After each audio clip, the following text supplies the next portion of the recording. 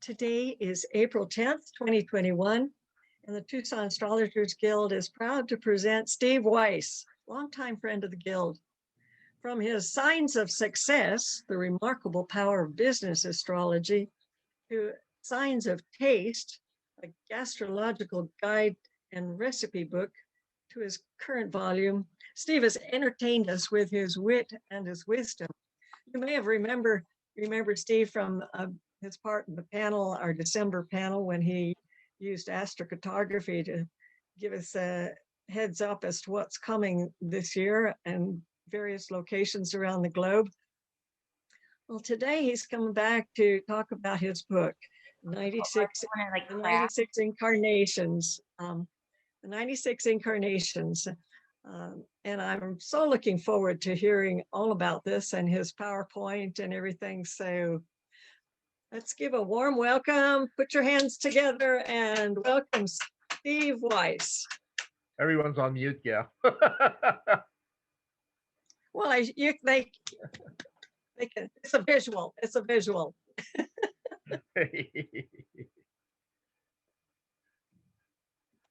Has that come up? My title slide? Yes, it has. All right, we're on our way then. Ready to go? Yes, I'm ready. Okay.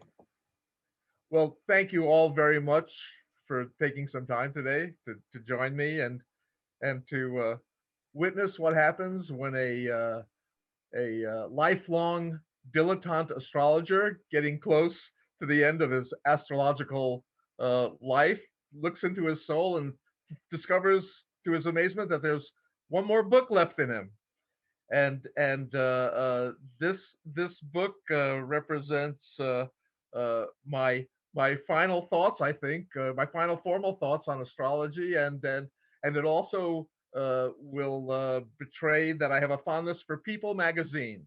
So if you're not interested in my dilettantism, maybe you'll see a celebrity or two in this presentation today that has a special meaning for you.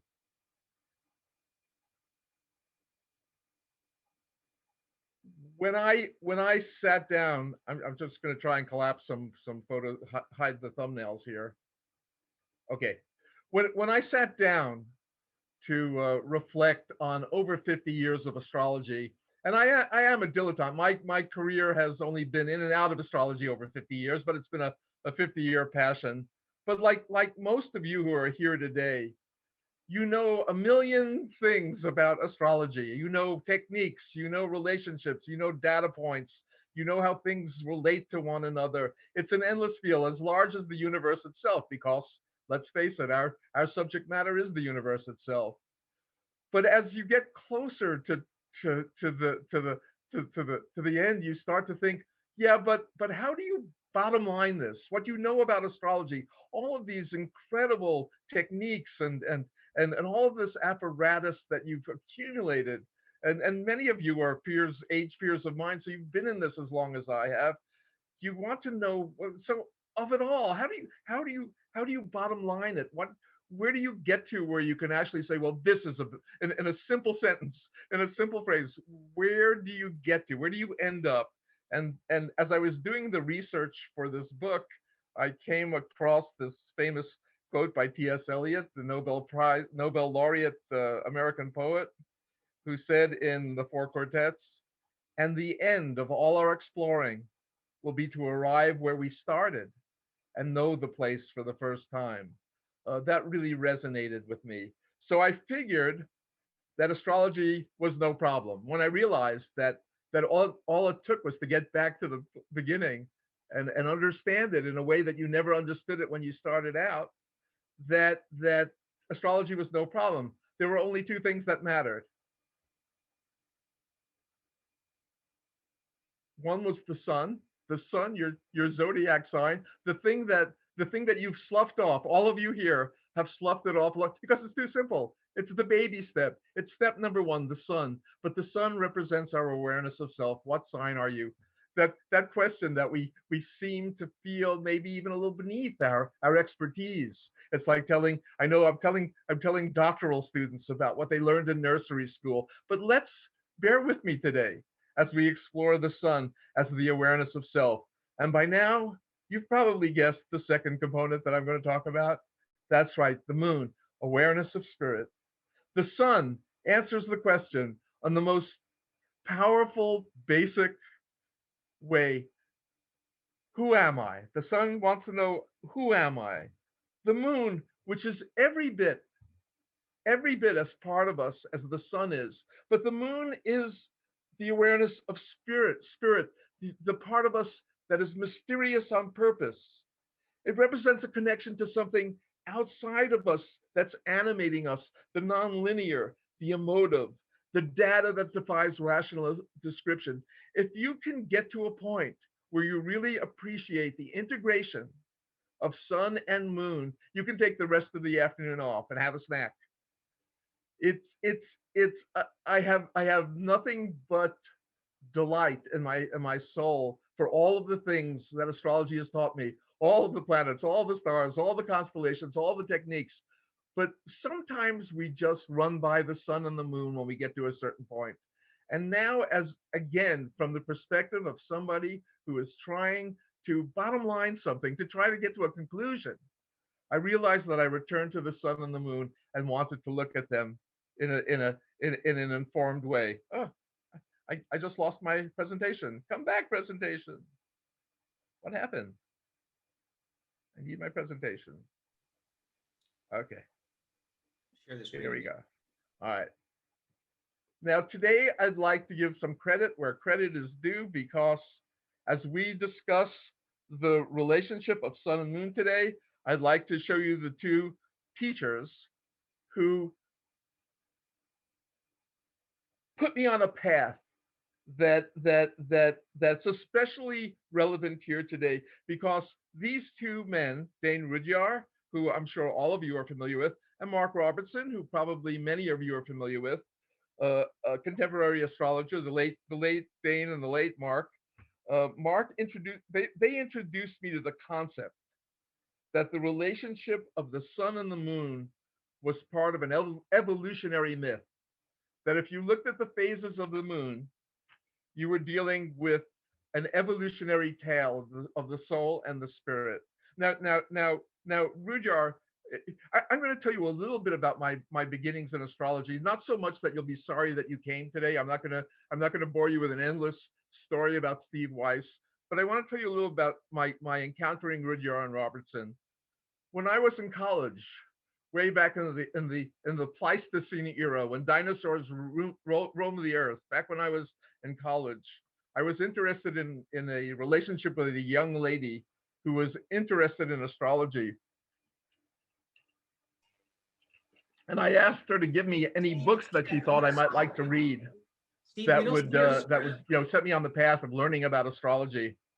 She handed me 3 books. She handed me Linda Goodman's Sun Signs. She handed me Joan Quigley's Astrology for Adults, and she handed me Dane Rudhyar's An Astrological Triptych. Well, the first 2 were great. They really turned me on to the personality analysis that was possible with astrology. Dane Rudhyar, I hadn't a clue what he was talking about. So it became my ambition to someday read a Dane Rudhyar book and have some sort of idea about what he was talking about. And the book that is relevant to today's talk is his book, The Lunation Cycles. Mark Robertson, a Seattle astrologer, was very yes. Steve, are you going to be able to get your PowerPoint back up? It's not up? No. Oh goodness, it's on my screen. Hold on for a second. Thank you for saying something. All right, resume slideshow. Come on. Am I still connected to your? You're still a co-host. I'm still a co-host. I want to share the screen. I want to share my screen, and I want to do PowerPoint. Good. There, it's coming back now. There it is. Thank you. I just want to get my notes out of there. Is it back up, Gail? Yes, this is good. Yes, thank you. All right, great. Well, thank you. So I was talking about Dane Rudhyar, and Mark Robertson was a Seattle-based astrologer. He was very busy in the 1970s and 80s. Mark was the speaker, the main speaker at the first astrological conference that I ever attended, and he gave three great talks that day. One was on the lunar nodes.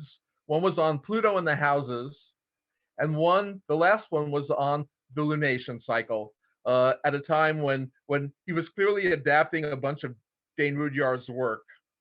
So I just want to give a lot of the background. If you're interested in what I talk about today, Rudhyar and Robertson are the guys to consult. All right, so the lunation cycle, which is the title of Rudhyar's book on the subject. Once again, the lunation cycle is not to be overly simplistic, but the moon phases address the balance, the tension of personality, the sun, and spirit in a given lifetime. And we will be delving into this today, from a unique perspective. You'll see why it's unique later, but we're dealing once again, and all of you astrologers are familiar with the lunation cycle. And by the way, if some of you are sitting there and you don't know your lunation phase, and you all know your lunation phase, take out your phone. There is a calculator at www, the 96 incarnations, 96 is the number, the 96incarnations.com, and you can get your lunation phase if you don't happen to know it. You might enjoy today's presentation more if you do know it.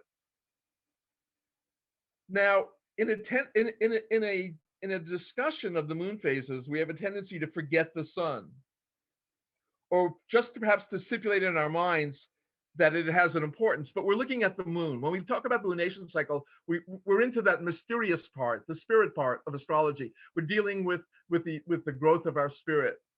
I would like to think that what I have to add today to this field, what my book, The 96 Incarnations, adds to the subject matter, is an appreciation that you can be a certain lunation phase, but you're also a certain personality. I had to put Linda Goodman's picture in my presentation because that's where it started for me. Her Sun Signs is still the largest selling book in astrological history, is Linda Goodman's Sun Signs, the basic book that many of us read when we started out. This is what it means to be an Aries. This is a Taurus. This is a Gemini.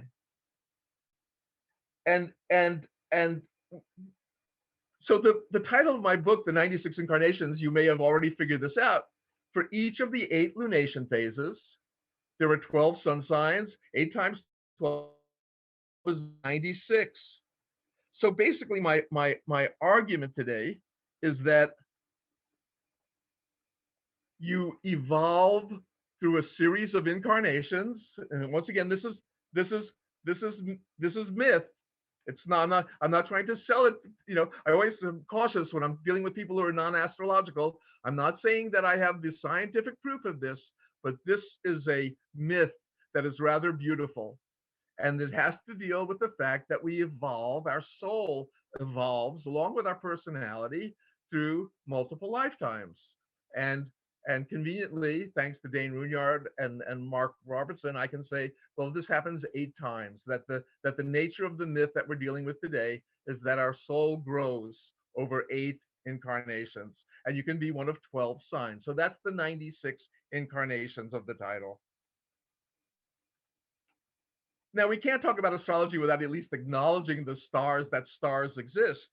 But as you can already tell, I'm not just talking about the stars in the sky. I will be totally honest with you. When I started to think about amassing this knowledge of the lunation phases as seen through the various astrological signs, I was thinking, if I threw in some celebrities, that would be good marketing. That I'm not ashamed to admit that if I have a lot of famous people in there and I have quotes from them and stories about their lives, maybe people will be interested in what I'm doing. What happened while I did the research, and my book has quotes from over 1,000 celebrities in it, was it blew my mind, as astrology so often does, that I knew that I had entered the right path, had started down the right path, because the stories that emerged, the correspondences that emerged, the insights that emerged were just fabulous, and I'm going to share those with you today. By the way, that magazine cover people, oh my stars, 1988, when it became apparent that Ron and Nancy Reagan were using astrology in the White House, and people were either outraged or fascinated. That's when I found out that the Reagan's astrologer was Joan Quigley, the author of Astrology for Adults, the second astrology book I ever read. And so I spent a lot of time going around telling people, don't worry that they have an astrologer. Joan Quigley, she's a very good astrologer. They could have done a lot worse. So the point though is that I started looking into the lives of famous people, and thank goodness we live in a technological era where we have so much birth information. I use AstroTheme as my astrotheme.com was my major site for birth information, but there's a lot of other possibilities, and so that's something that astrologers of the past didn't have so easily available to them, was this endless collection of birth data, and I availed myself of that. So here we go. Gail, we okay? I'm still connected to the group. Yes, yes, you are. You're doing just right. Okay, only eight phases to go. All right, in the first lunation phase, now think about the first lunation phase, which is the new moon phase. Symbolically speaking, there's no moon. All right, you were born at a time. The individual is born at a time when you look up in the sky and metaphorically speaking or mythically speaking, there is no moon. This is the new moon phase. And then actually, it's anyone who's born with the moon 0 degrees to 45 degrees ahead of the sun. The key word for this phase is ego. The world is brand new. The world is fresh. And I am fabulous. You're dealing with a lifetime in which there isn't much call from the mysterious, from the spirit. This is an opportunity. This is a lifetime that allows for a full expression of the ego. The ego proceeds unimpeded. Mark Robertson said that these are people who need to make other people aware of their presence. That's the nature of the incarnation, because you're a brand new soul starting out. Now let me show you immediately. Here is an example of a first lunation phase person in every sign. And the first thing I'm going to spend a little time with this chart. You're going to have a chart like this for every lunation phase, but I want to discuss this chart a little bit to talk about the dynamics of what we're looking at today. The first thing I want to say about this chart is that a lunation phase, we've all had people who have come to us for counseling, and they say, well, am I an old soul? Am I a new soul? And if you tell them they're an old soul, they feel better about themselves. It's like you patted them on the back and told them, well, you're in better spiritual shape than anybody because you're an old soul. The first thing I want to point out today is that lunation phase is not an indicator of cultural success or some abstract quality of greatness. The lunation phase is not an indicator of are you a good person? Can you achieve something in your lifetime? It is entirely an indication, at least from what I'm trying to get into today. It's an indication of ego spirit dynamic. Okay, the lunation phase is an example of ego, the sun, spirit, the moon dynamic. What's great about the first lunation phase is that people tend to be pure examples of their sign. So that if we go to Aries and we see Diana Ross, there ain't no mountain high enough. And I had trouble. I didn't know whether to pick Diana Ross there because the other Aries one who came up right away was Elton John, whose #1 song is Rocket Man. I'm still standing. Ain't no mountain high enough. And so when we look at first lunation phase people, Robert Redford, Sundance Film Festival, Paul Newman, the Aquarian, who eventually built a food company, a major consumer food company, and doesn't take any money from it. It's all, the money all goes to charity because he's an Aquarian. The Steve Jobs, who didn't know whether to be an LSD taking Eastern wanderer, and then he had a vision. He had a vision. It was called Apple, and he changed the universe. These people are pure examples of their sun sign type.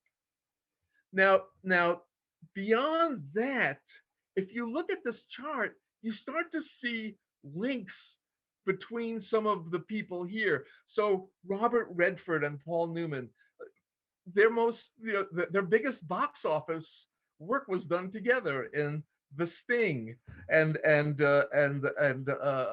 Butch Cassidy and the Sundance Kid.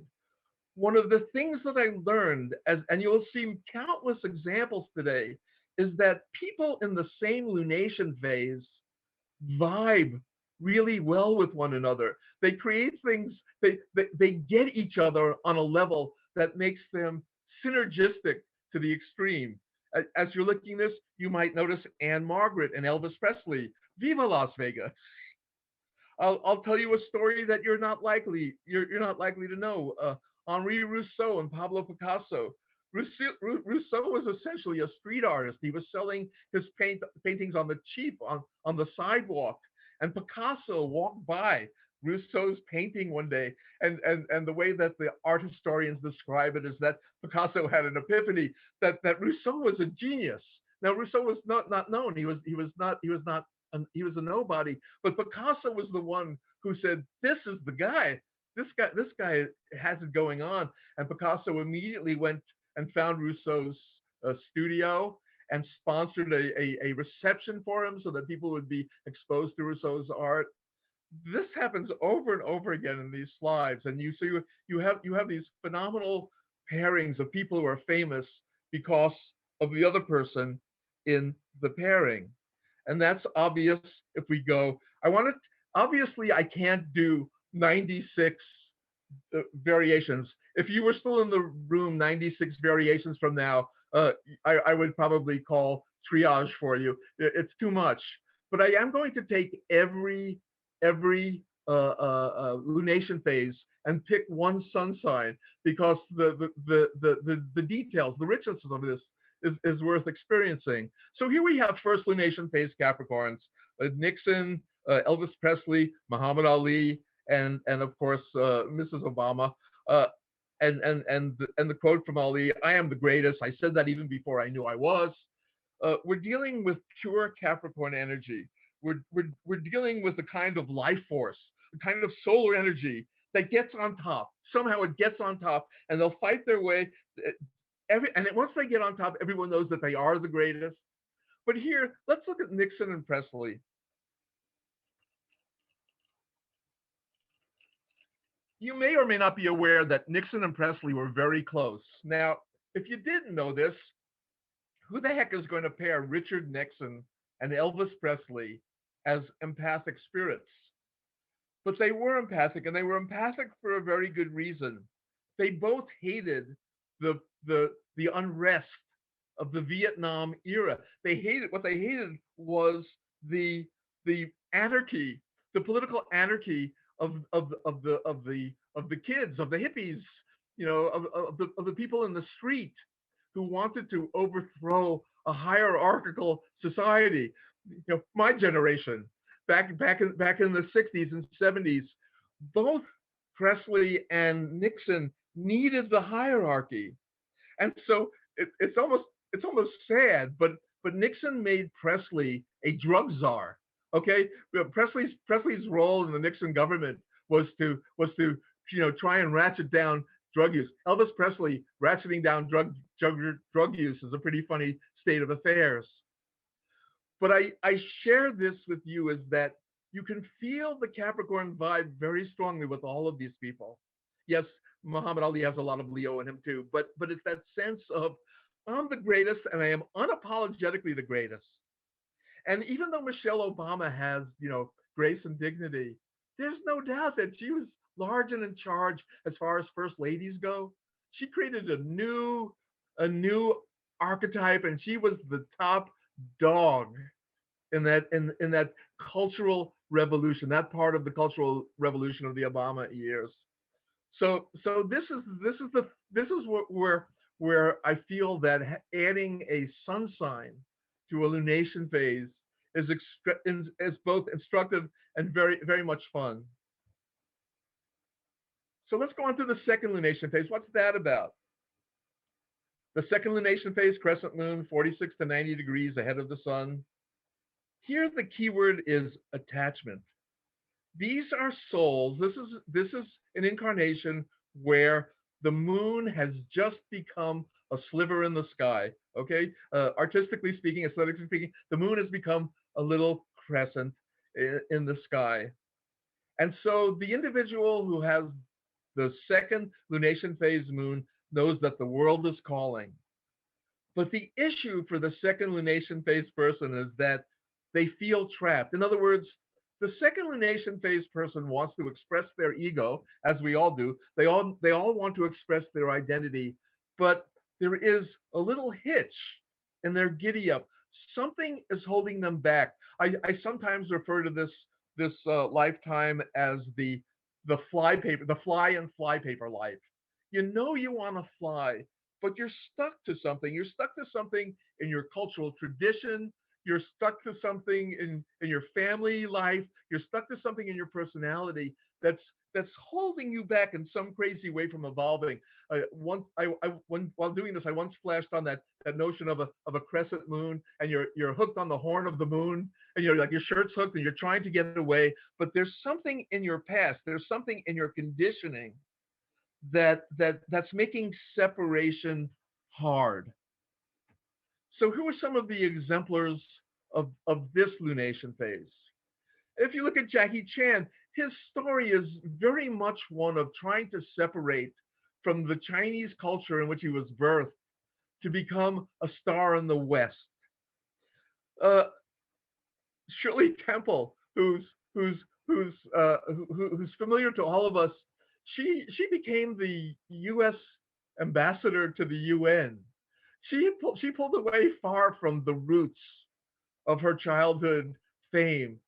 And by the way, who is it? Madeleine Albright, who was also the U.S. ambassador to the UN, was a Taurus in the second lunation phase. But and here, if you look at the chart, you see that Jimmy Fallon and Johnny Carson are both second lunation phases. Stuck to a tradition and yet trying to make it somewhat larger. My favorite pair on here is Julia Child and Ray Kroc.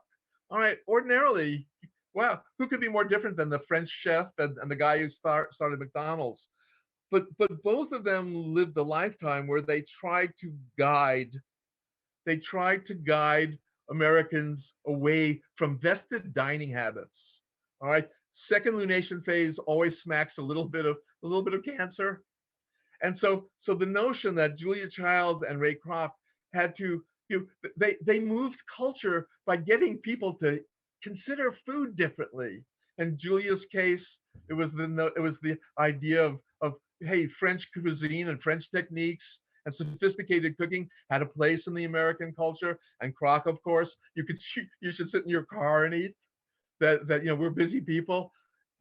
This notion and of being something grander than when you started out, and Pope Francis is a great example. Pope Francis, whose whole life is about humility.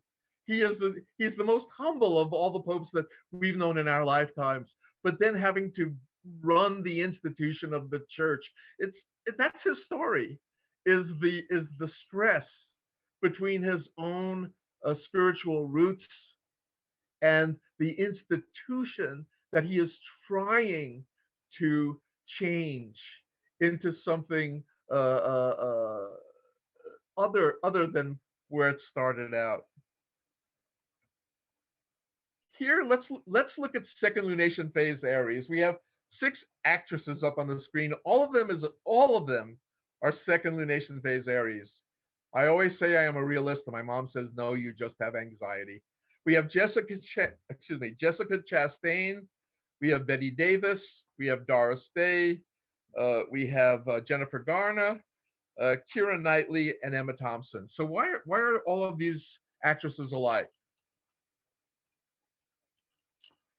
Every one of them has played, and as part of their persona, for want of a better term, they have been girly girls or they have been feminine. Okay, femininity is part of the gestalt of the worldview of their representation to the world. They've all been feminine, and yet that is not enough for any of them.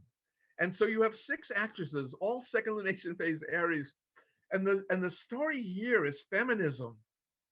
How do you bust the archetype? How do you break the girly girl archetype and move into something that's more sophisticated, more rounded? And if you go through the movie roles now, I understand that the movie roles are not the same as the individual, and yet this is the representation that they have been found appropriate to give to the world. That when an actor or an actress is cast in a part, it's not because they're entirely different than the character they're portraying. It's because they have some of the juice of the role. They have some of the identity of the role. So you think about Jennifer Garner doing the all the. I don't know if any of you saw the movie. I think it's called Pepper, where she savages an entire crime kingdom because they shot her family. Or she's also in that one movie where with Ben Affleck, which was a superhero movie where she's a karate expert. These and Betty Davis, you can go on and on for the kind of roles she played, where being a girl was not enough. Just the other day, it was so cool. I came across an article on Keira Knightley in the Guardian, and Keira Knightley, it was an interview with Keira Knightley, and Keira Knightley said that when she was a very little girl, she knew she was going to grow up and be two things. One of them was an actress, and the other one, she was going to grow up and be a man. And she goes on and very winningly describes how being the ingenue was never going to be enough, never going to be enough, and yet each of these women had to build a career, had to build a life that tore away from something that we'll just call a set in stone femininity. And for all of them, it was, they will always all be feminine in their own way, but they will always be something else because they were reaching for something outside of that box of, quote, the traditional woman. And I just, of course, was it was fabulous to me. All of them, they're all lunation phase Aries. I once read, and I would give the source if I remembered it. I apologize, but someone wrote, and I think wisely so, that it's not easy for women to be Aries because you know women should be a Venus archetype or maybe a Moon archetype, but they're a Mars archetype. So I find that these six women are particularly make a particularly salient point about they retain their femininity, but it's not enough. They're growing through their roles and through their lives into being something more than that, and yet it's not easy, and that's where the second lunation phase part comes in. All right, moving on. How are we doing out there? Any questions, Gal? I haven't seen any so far.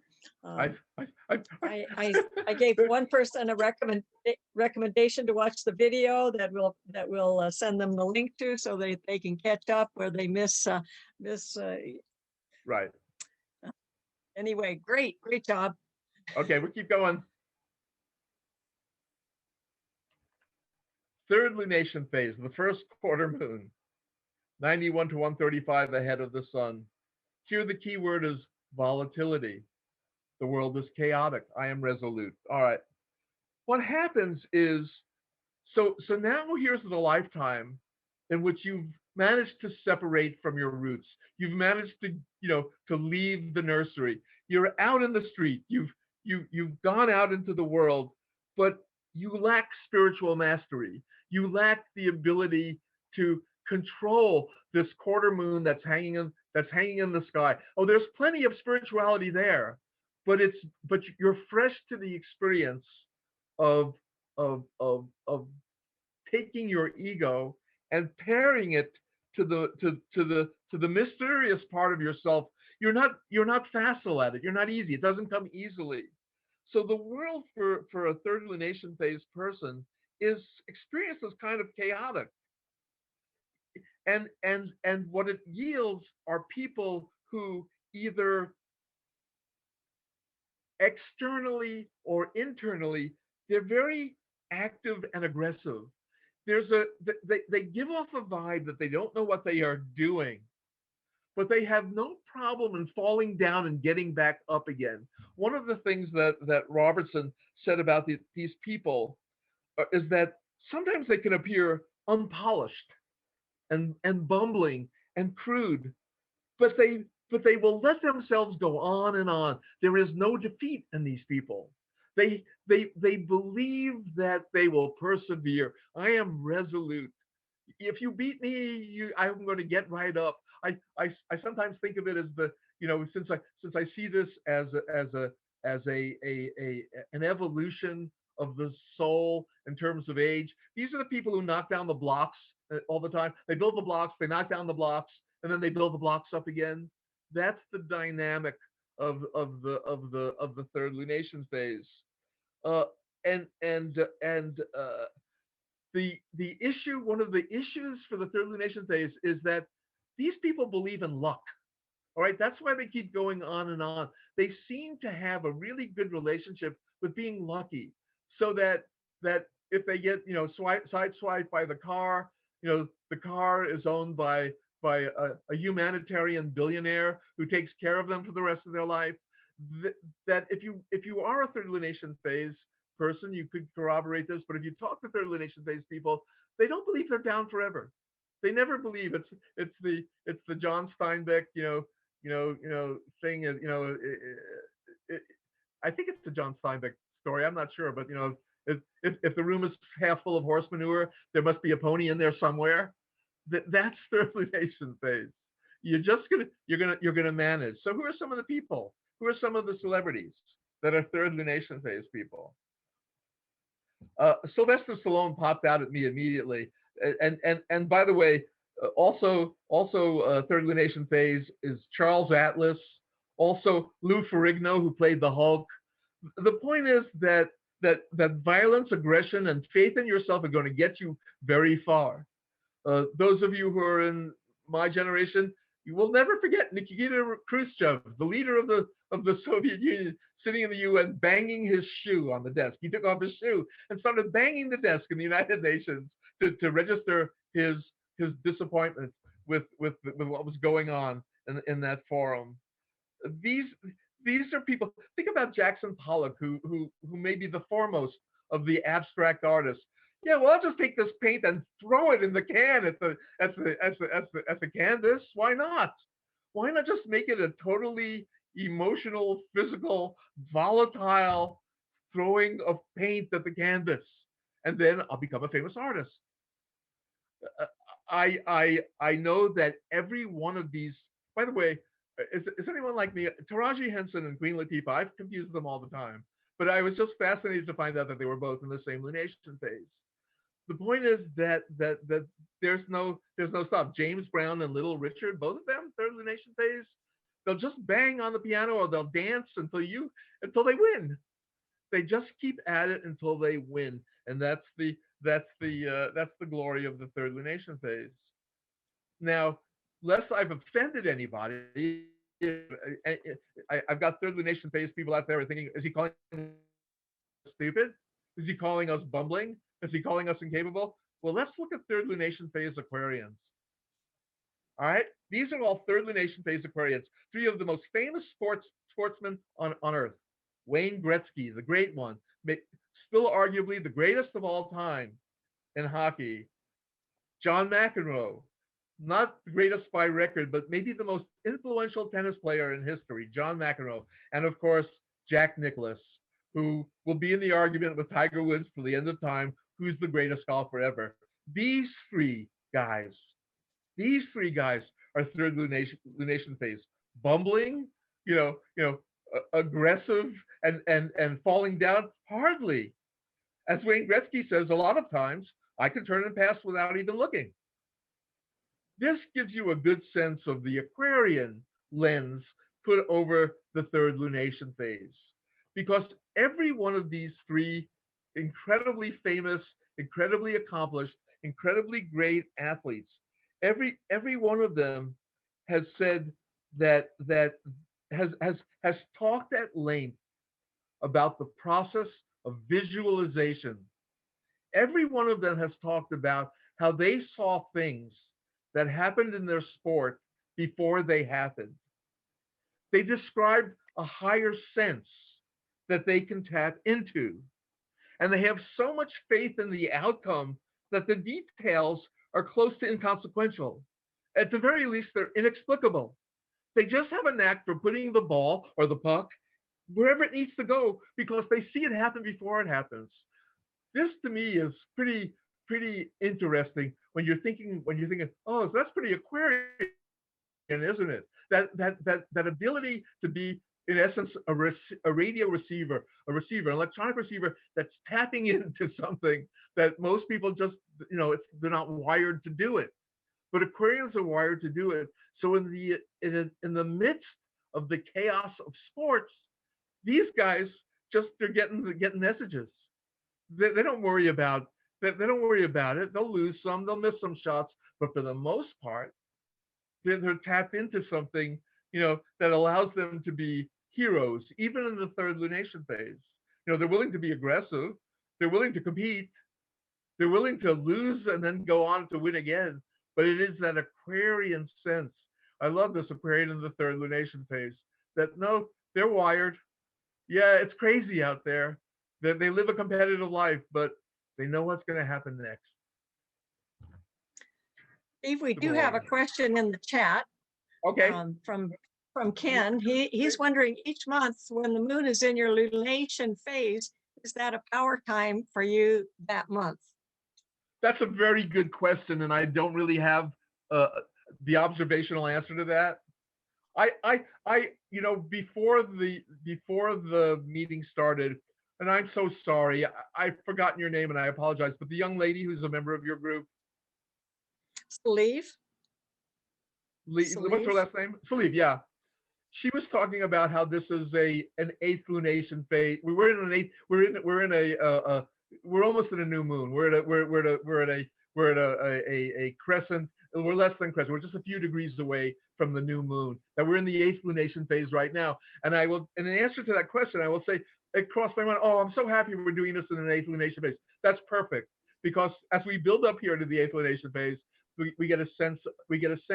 So the answer to the question is, I don't know if it's that time, whether it's more resonant for you. So many things in astrology seem to work that way that I wouldn't be surprised. But it did cross my mind that we are in an eighth lunation phase right now. And the eighth lunation phase, you won't be surprised to learn, is a very spiritual phase. I was happy to hear that. So I'm glad somebody brought that up. So I've given you a long answer that didn't really answer the question, but I would not be surprised if it worked that way. Oh yeah, well, and I think like maybe a new moon in Aries has even more of the freshness and newness than the other signs. That would make sense. Thank you, Steve. All right, rolling on. Okay, the fourth lunation phase, the waxing gibbous moon. The moon is 136 to 180 degrees ahead of sun. The key word in this lunation phase is thought. The world is data. I am calculating. What happens in the fourth lunation phase, according to the myth, is that the mind has developed to the point where it is of use to the spirit. So basically what we have is we have a moon that's almost full. The moon is progressing to full. And if the moon represents the spiritual animus of our life, and by the fourth lunation phase, we have a pretty good idea that there's something else going on beside our personality. That there is that there is an animus, a spiritual animus that is also directing our life. But it is not yet in charge. It is not yet the equal of the ego. And we are observing it. We are taking notes. I like Robertson characterized the fourth lunation phase. He said that these people are serving an apprenticeship to the spirit. So basically, what you have is an individual who is observing the spirit. And it's still something somewhat remote. In other words, it hasn't yet occurred by the fourth lunation phase that this is you every bit as much as the sun is. But it's so apparent in the sky that we spend a lot of time analyzing what is that thing? What is going on? What is that thing? I will tell you right now, I'm a fourth lunation phase person. And the notion of looking for evidence of the spirit, it's hilarious. It's pretty naive if you want to know the truth, because the spirit should just be experienced. But I'm not being apologetic. I'm just being forthcoming. So in the fourth lunation phase, and by the way, I like the fact that as you'll see in a couple of slides, I like the fact that Robertson called this as serving an apprenticeship to the spirit, because needless to say, Donald Trump, who the apprentice, he's a fourth lunation phase, and of course he's the apprentice, not the people that he put on the show. He's the apprentice. That's the deal there. So the point, though, to remember about fourth lunation phase people is that they're processing everything through their minds. And in the fourth lunation phase, you can get pretty cocky about how smart you are, about how good your mind works, and how you're analyzing things, and you really understand things. And when we get to the fifth lunation phase, we'll get the joke. We'll hear the punchline. But this is what a fourth lunation phase life is like. You're thinking, you're calculating, you're observing, you're making observations. So here are some fourth lunation phase exemplars, one from every sign. And if you look at this chart long enough, you'll start giggling, because, okay, Isaac Newton and Paris Hilton, Bill Gates and Kim Kardashian, what the hell are they doing in the same lunation phase? And the point is, I guess the point is that each of these people are processing life through their observation of the spirit. And for some people, Isaac Newton, you may come up with great scientific insights. It's a very interesting mixed bag. Although I love Paris Hilton, because Paris Hilton, like me, is a fourth lunation phase Aquarian. And Paris Hilton's quote in my book that I love a lot is, she says something to the effect of, if you ever do a favor for anybody, make sure you do it badly so they don't ask again. So there is sometimes the out of the mouths of babes.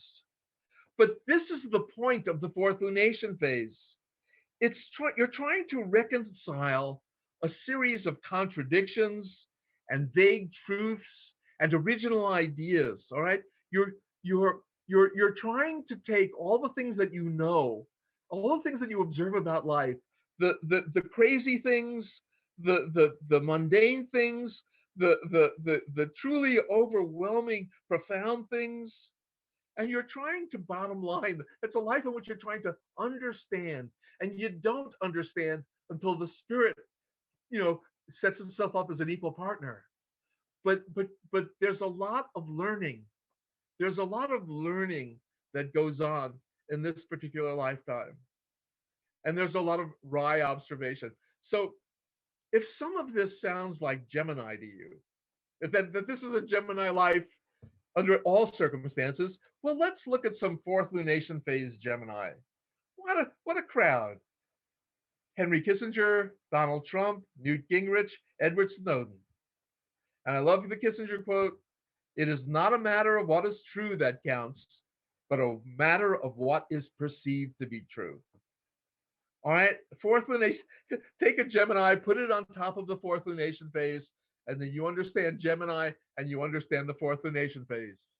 It is not a matter of what is true that counts, but a matter of what is perceived to be true. Now, lest you think that I'm picking, I don't want to be political at all. I want to tell you that Joe Biden, he's not a fourth lunation phase Gemini, he's a fourth lunation phase Scorpio. Hillary Clinton, fourth lunation phase Scorpio. So if I had put fourth lunation phase Scorpio up here, you would have seen Biden and Hillary. Actually, yes, Biden and Hillary. I was aware of this for a long time during, during the nomination process, and the sense was, holy crud, it doesn't matter. They're the same person. You could have Hillary, you could have Joe. They happen to be spiritually the same person, but fourth lunation phase. So you find a certain amount of politicians in the fourth lunation phase. They want to understand what's going on, and they think they get it. It's like me talking to you today. I think I get it. Oh, I think I understand. And some of you are more evolved than me, are thinking he doesn't get it, and some of you are thinking, oh, he gets it. This is interesting. But you try to get to the point where you're at least aware of that you're building a straw house, and there's a pit, and there's a wolf out there. It's not always so easy as, but in the case of Gemini, who see things in terms of shades of gray anyway, any Gemini understands that there's a left and a right, and basically things seem to funnel to the middle. Put that on top of a fourth lunation phase person, and you get Henry Kissinger, Newt Gingrich, Donald Trump, and Edward Snowden. I hope I haven't offended anybody. It's not my intent. I just get very excited. All right, so we've gone halfway through. Gail, does anyone need a break? What do you think? What's your thinking?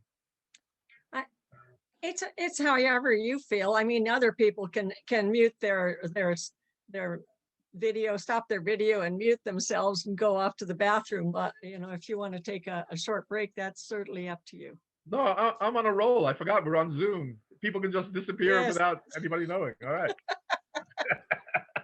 Thanks for asking. No, thanks. Okay. All right. So we've gone through the first 4 phases of the moon. Let's look at the last 4, when people are getting really evolved. Okay. Those of you who are in 5, 6, 7, or 8, thank you for your patience with us lesser evolved people. Now we're going to get into a higher evolution. Once again, I'm saying that as a joke, and I'm going back to a remark I made a little while ago. This is not about greatness. This is not about accomplishment. This is not about fame. This is not about goodness. We're looking at the dynamic of sun and moon, how they're operating within this context, the myth of reincarnation.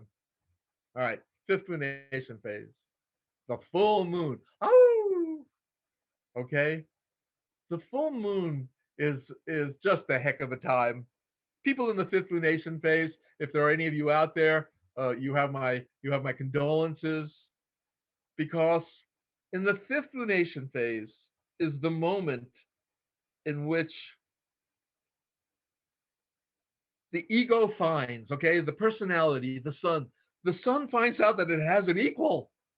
Okay, when you get to the 5th lunation phase, you're not in control fully anymore. In the first 4 lunation phases, you can revert to your personality. You can let the sun dominate. The sun is stronger in you at your birth moment. You have a lifeline. You have a lifeline, and that is your personality. You can revert to it. The 5th lunation phase, and indeed the full moon, has to do with madness, because in the 5th lunation phase, you're living a lifetime in which the concept of otherness overwhelms. It's not always handled successfully. Personality realizes that there is an opposite but equal force of spirit, and it's easy to drown in one's emotions. Now you'll see what I'm talking about when I show you the celebrities that are associated with this sign, but just everything you ever thought about the full moon, not as astrologers necessarily, but just as consumers of the universe. The moon, the full moon, it's been the archetype of madness and craziness and overwhelming feeling. That's people who are born during full moon. They have this every part of their life. And the additional point I want to make is, I told you that these people are overwhelmed by the concept of otherness, that there's spirit operating out there, that is just as strong as the ego. People in the fifth lunation phase look for relationships.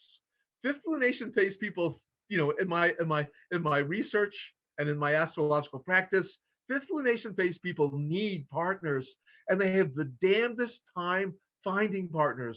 Why?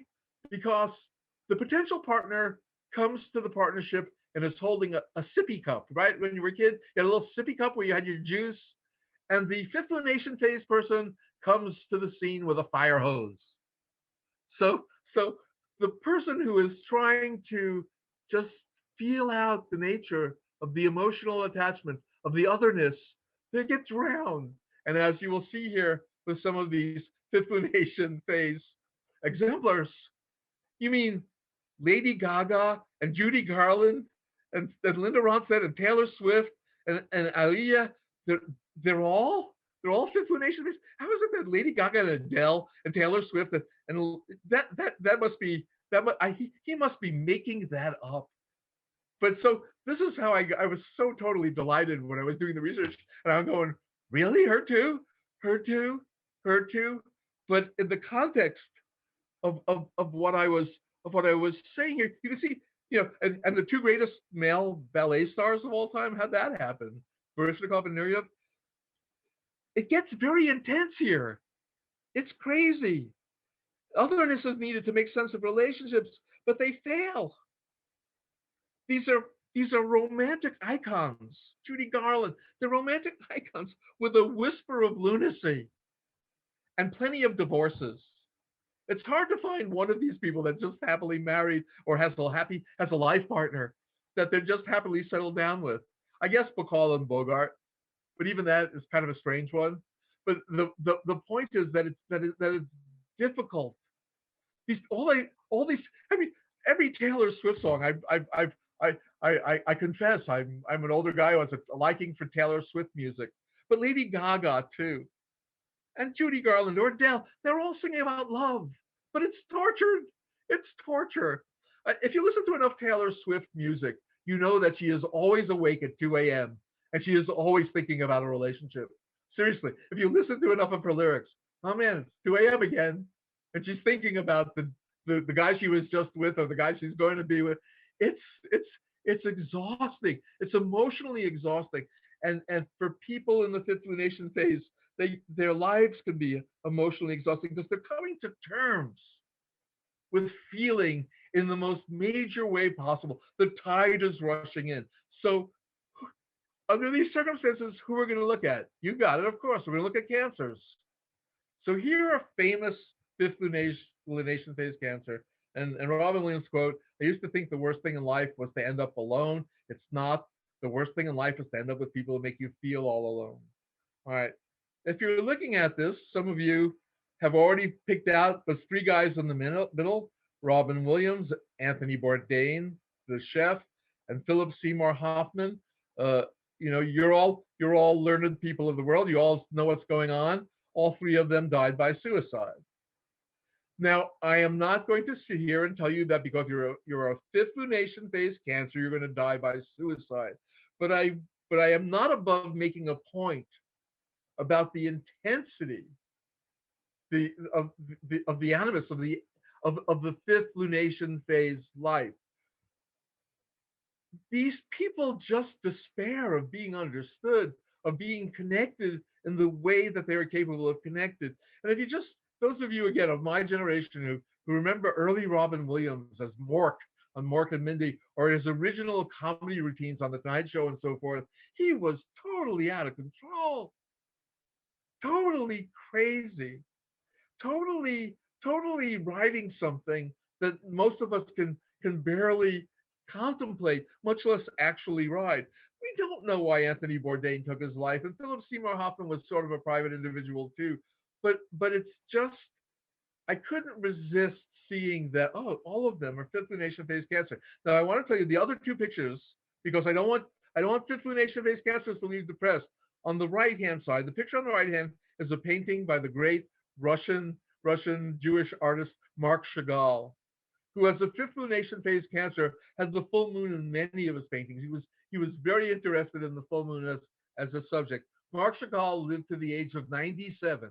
Okay, I want this on the tape. I want to say this twice so that anyone who's listening to the recording, Chagall lived to 97. He was crazy too, as his art attests, but he's a brilliant artist and very full moon captivated. On the left, you have a poster from Mel Brooks' Young Frankenstein.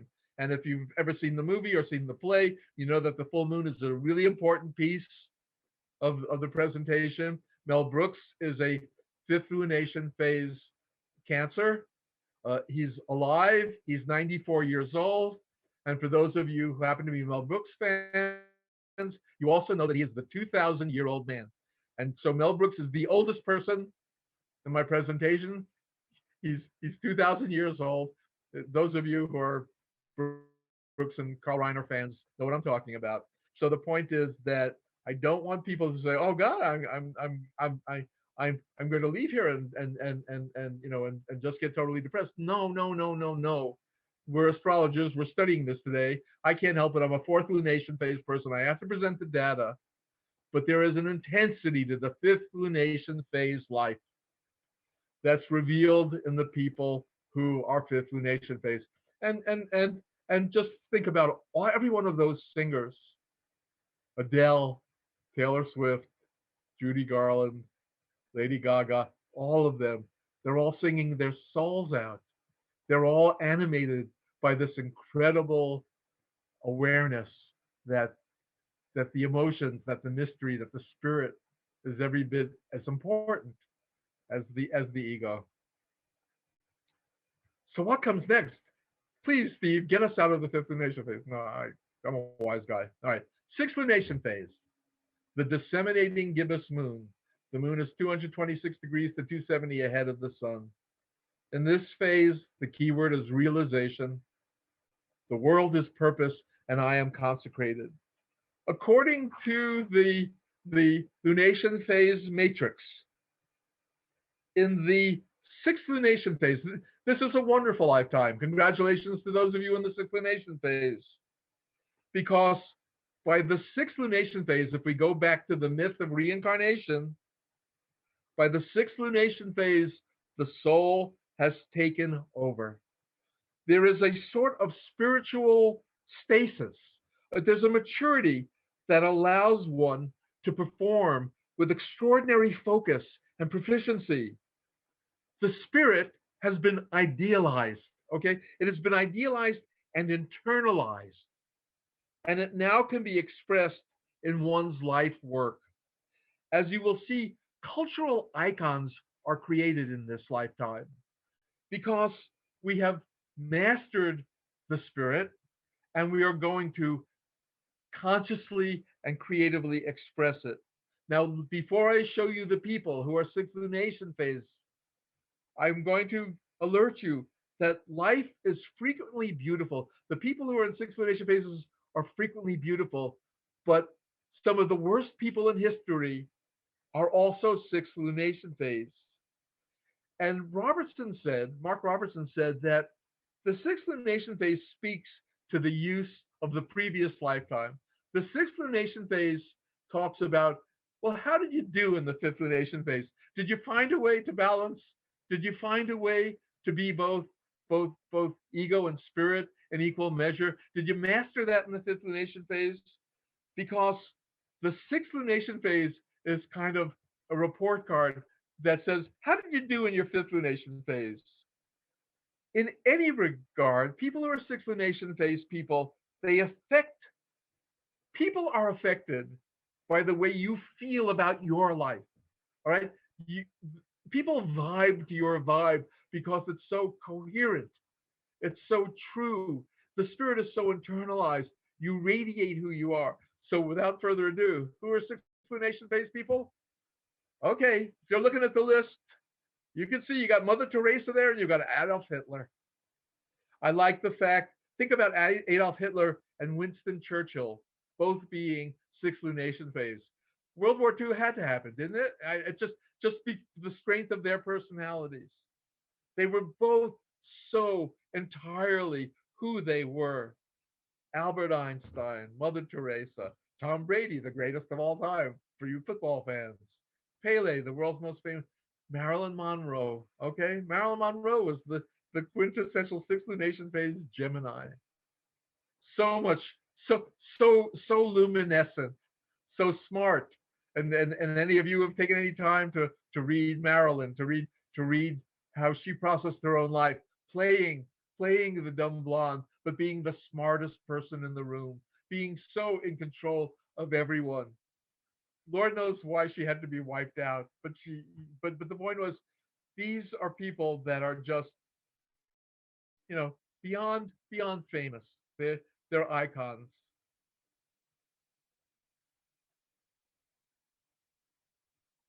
Moving right along. Open for questions, Gail. Anybody? I only got two lunation phases left. We're doing good. I haven't seen any questions lately, but I've noticed some very interesting people in your. All right.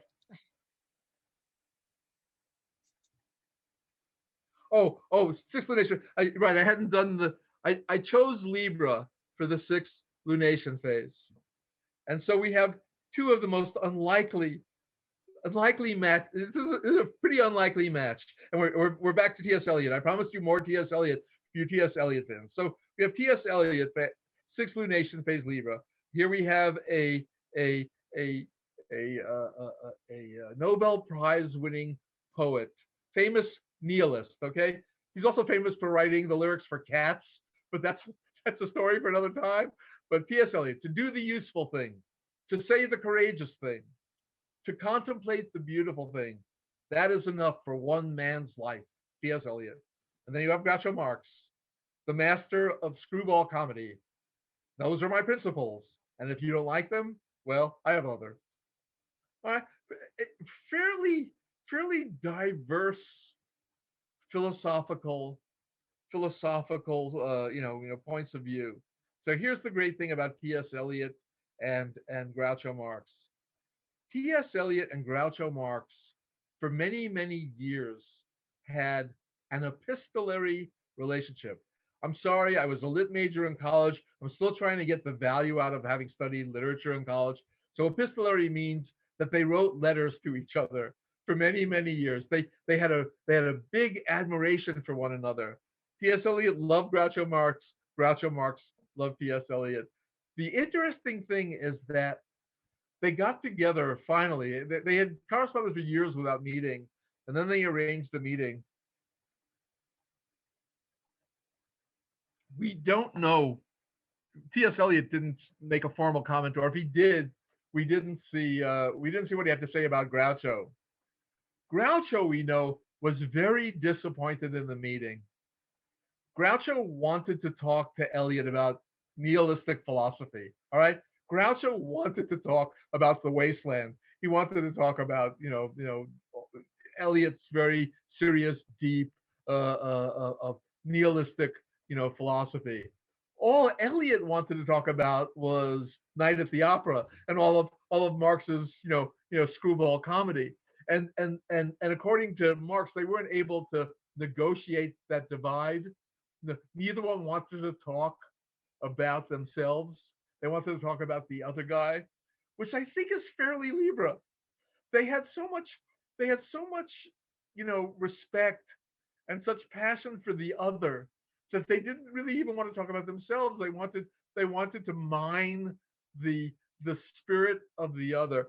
For some reason, that feels very sixth lunation based. Both of them icons. Both of them very important human beings in their fields. And yet, when the moment came where they could share of themselves, Groucho at least expressed it as a disappointment that he was expected to give up himself primarily, and he wanted the other. He wanted the experience of the other. I don't know. It resonated with me, and I was just, I guess I just am showing off that I thought it was cool that T.S. Eliot and Groucho Marx were buddies, or at least they had a mutual admiration society.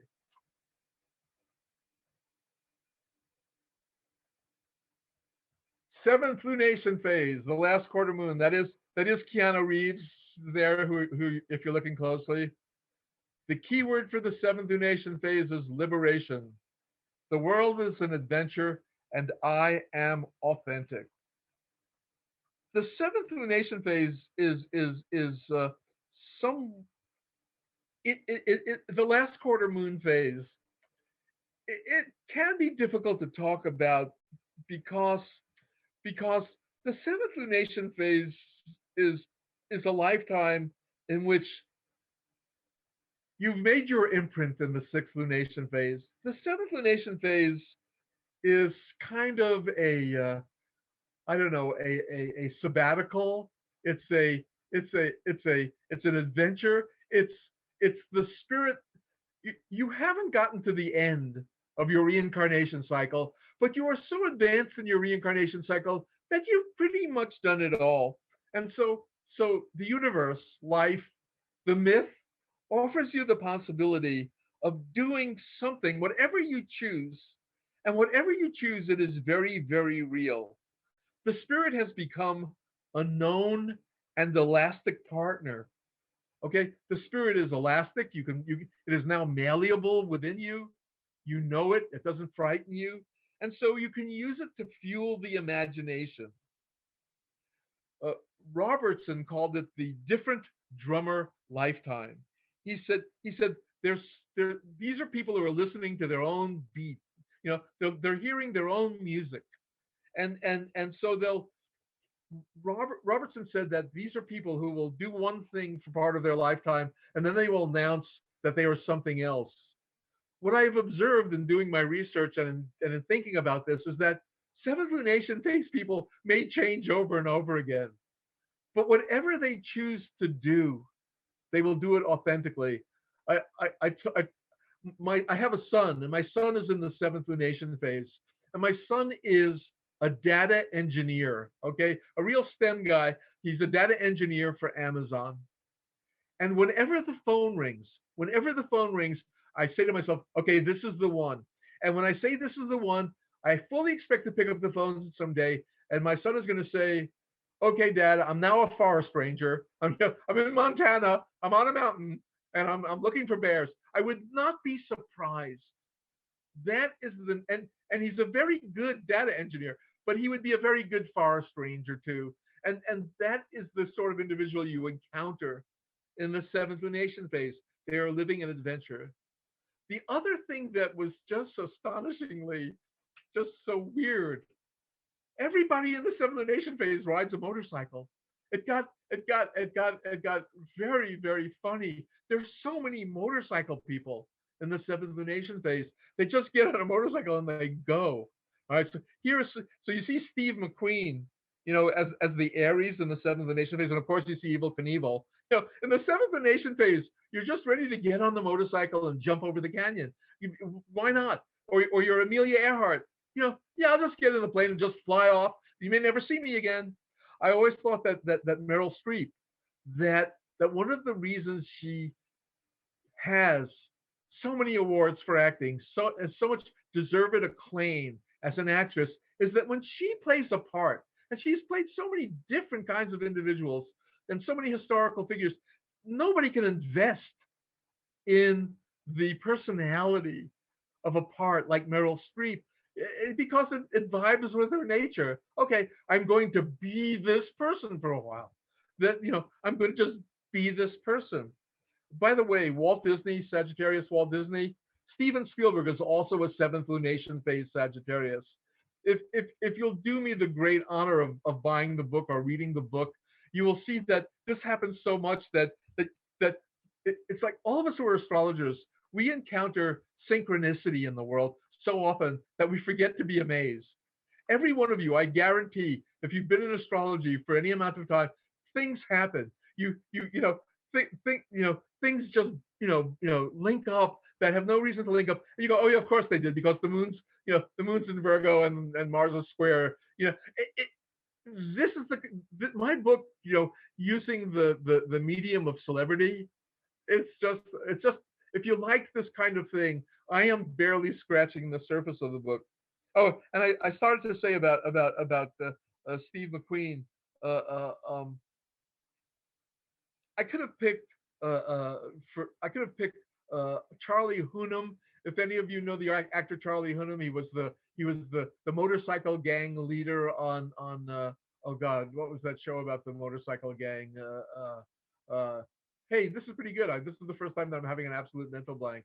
But he both Steve McQueen and Charlie Hunnam are motorcycle geeks, and they both played the role of Papillon in the movie Papillon. Hunnam was the Steve McQueen character in the remake, and Russell Crowe is also a seventh Lunation phase Aries. When Russell Crowe finished Gladiator, when he finished the movie Gladiator, he as soon as shooting stopped, he got on his motorcycle and took a 4,000-mile motorcycle trip. Everybody owns a motorcycle here. Nicolas Cage is a big motorcycle guy. You've seen some of his movies. He's been in several movies where he's like being a motorcycle guy is the keynote to his character. Keanu Reeves owns a company that manufactures motorcycles. You kind of get the idea. But by the seventh Lunation phase, you just pick who you're going to be, and you're going to be it. Oh, great story! Since we have time, I don't think I've worn out my welcome. The Charles Dickens Victor Hugo connection here. One second. This is pretty cool. Great Expectations, Charles Dickens' book Great Expectations, and Victor Hugo's book Les Miserables were published within 1 year of each other. Okay, so they were published not in the same calendar year, but they were within 12 months of each other. Great Expectations and Les Miserables were published. And I'm just going to read this because I wrote it down. It says, Great Expectations, published a year before Les Miserables, also features a convict who uses his fortune to benefit a beautiful girl and her lover. Magwitch, like Hugo's Valjean, is pursued and hunted down by a vindictive antagonist from his years of past imprisonment. Okay, so they wrote the same book. They have the same themes. They wrote it at the same time. Now, I'm sure there are other things in their astrological makeup and their charts that would lend delightful layers of meaning to this. But the point is that they're both famous for a work in which a guy who's incarcerated gets out of incarceration and has this adventure on behalf of another individual, a beautiful girl, and they're hunted down and they have an adventurous life. I just thought that was another thing. Okay, excellent major, guilty, excellent major. I just thought that was an interesting correspondence that Charles Dickens and Victor Hugo were both seventh Lunation phase. Now, so who did I pick as the sign to show off in the seventh Lunation phase? Pisces? Herb Kelleher's quote, "It takes nerves of steel to stay neurotic." Here's a good example of thinking you know everything about astrology, and yet you're capable of being surprised by the most basic things. Pisces, aren't they just like dreamy, poetic, kind of people? Aren't they just touchy-feely, sort of remote from human existence? Well, tell that to Michael Dell and Herb Kelleher and Phil Knight and George Washington. In the seventh Lunation phase, where the spirit is free to manifest however it wants to manifest, you have visionaries of all sorts. And this was another thing that I found delightful. Here you have some of, let's take Washington out of the equation for a second, but here you have Dell and Southwest Airlines and Nike, three of the most significant brands of the late 20th and early 21st century. And they were created by Pisces. Okay, sure, they were Pisces. They were still visionaries, but they were competent enough to realize their visions, that they made a conscious choice to realize their visions. I in my notes I wrote down to myself that, okay, Michael Dell, his vision was that computers should be affordable. And Herb Kelleher's vision was that flying should be affordable. And Phil Knight's vision was that sneakers should be well crafted and almost affordable. Sorry, that's sneaker humor. If you've ever bought a pair of Nikes, you get it. But the point is that these are not necessarily the kind of people you would identify as Pisces, but these are liberated, visionary Pisces who are able to change the culture of their industries and arguably the culture of the world by being capable of following the path that they wanted to follow. And George Washington, he didn't really want to be president, but he felt his spirit told him that they needed him to be the president. So we don't think of Pisces as military generals necessarily. And we don't think them as presidents necessarily running fledgling organizations. But Washington knew it. Washington knew that Washington isn't given enough credit for being a visionary, but he didn't accidentally get the job. Okay, sometimes you read those histories, and well, Washington was a Pisces. He had wooden teeth and he liked to dance. That's what you read about Washington. No, hardly. He was the father of our country for a reason, because he was a seventh Lunation-based Pisces. Okay, hopefully you're all vibing to this.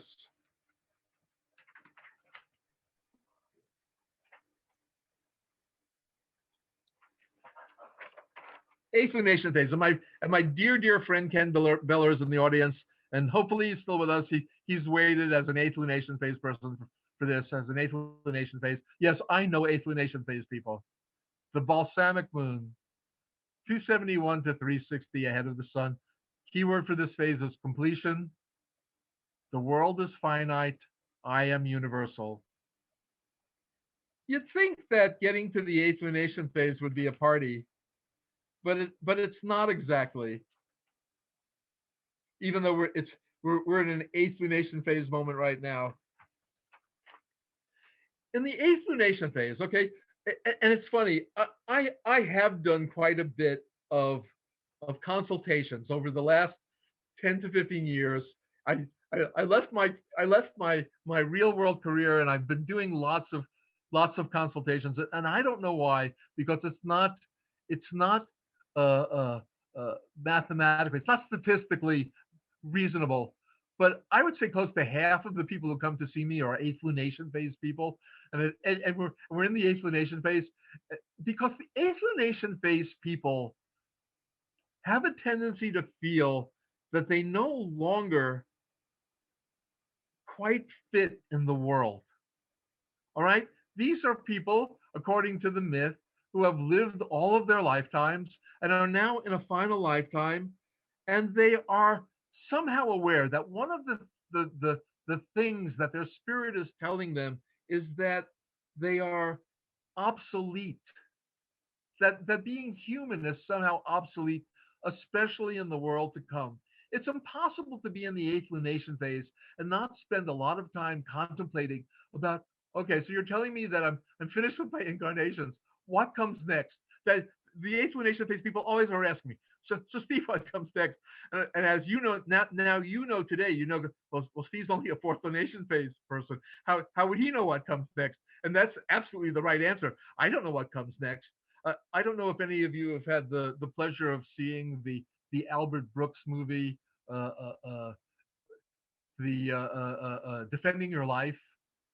And I highly recommend Defending Your Life. It's the closest thing I know to an explanation of the eighth Lunation phase, is the movie Defending of Your Life. It's a movie about after you die, you go to a place called Judgment City, and your life gets reviewed before they send you on. And if you've lived a perfect life, if you've lived a complete life, if you've balanced your karma and are ready to move on, you just get on a streetcar and you go off to whatever comes next. You don't find out what's next, but that's the nature of the eighth Lunation phase. You know that you're in the terminal, you're in the exit terminal. You know you're going to take a voyage to something more universal, but you can't quite put your finger on it, and it can be a difficult lifetime, because you're dealing with the other seven Lunation phase people, and they don't get it.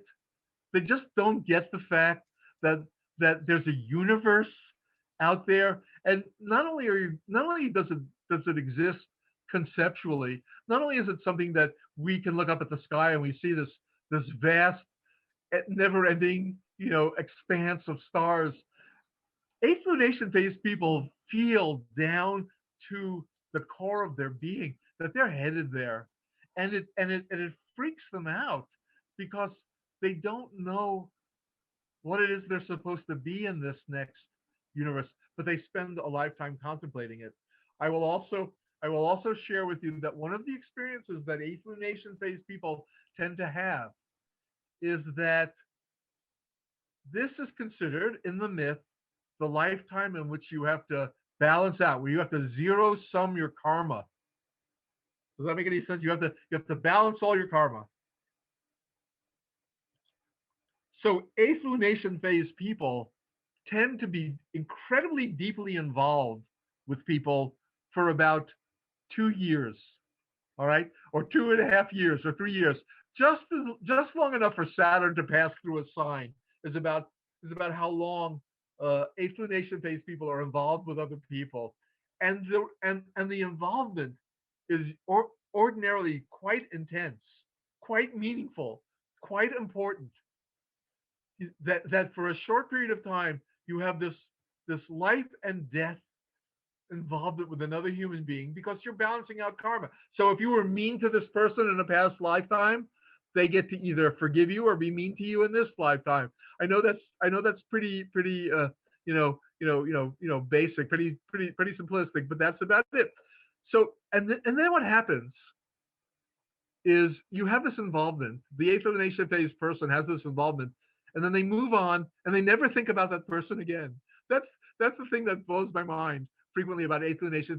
They could be the most deeply linked up with some other individual, but once the link is over, you never hear from them again.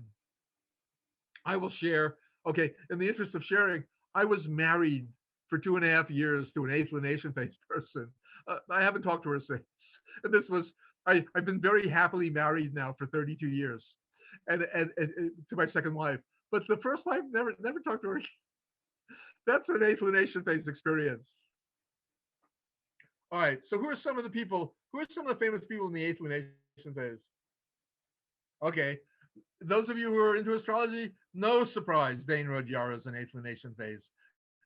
You see Deepak Chopra and Franz Kafka. I love Kafka. So Cancerian, so emotive. Yeah, we all turn into cockroaches. Those of you who have read the Metamorphoses get the point. You know what happens next? We become cockroaches. I love the fact that both Jeff Bezos or Charles Barkley these are people who with one foot. Dennis Rodman and Charles Barkley, two famous eccentric basketball players. Only one foot in this world. What they're acting out, what they're trying to come to terms with, who they're trying to be, is something that doesn't really exist in reality as we tend to experience it on a daily basis.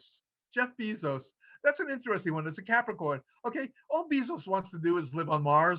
Read about Bezos for all of the impact he's had on modern culture and becoming the richest man on the planet. He really wants to live on Mars. That's where he would like to go. His foot is always one step in the future. And look at Darwin. Look at the Aquarianism of Darwin. That sense that, well, yeah, we're going to evolve into something. I'm just going to figure out how we're evolving.